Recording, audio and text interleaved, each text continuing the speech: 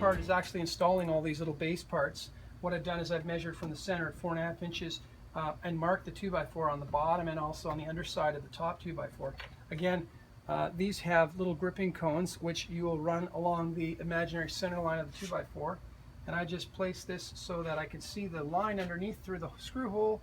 It's square, it's sort of centered right nicely on the top of that 2x4. I just tap it so that it grips, take my screw,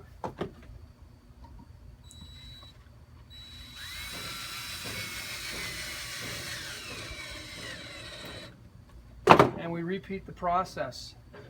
It's that simple.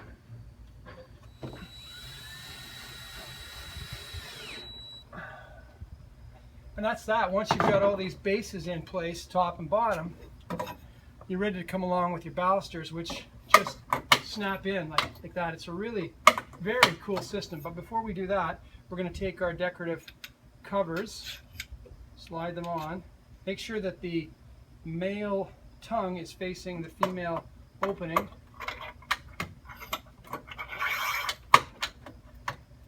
And that's it. And it's rock solid. There's no vibration, nothing.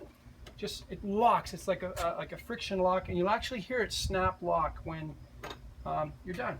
So we'll go through all of them here, and we'll just show you how easy it is. You really have to experience this to get an appreciation for how fast you can do this, whether you're a one-man contractor operation, whether you're a weekend warrior do-it-yourselfer, or whether you're my 7-year-old daughter, who I used as a test subject when I developed this product.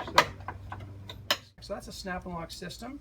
We're pretty excited about it. I hope you are too, and that's all you need to know about that.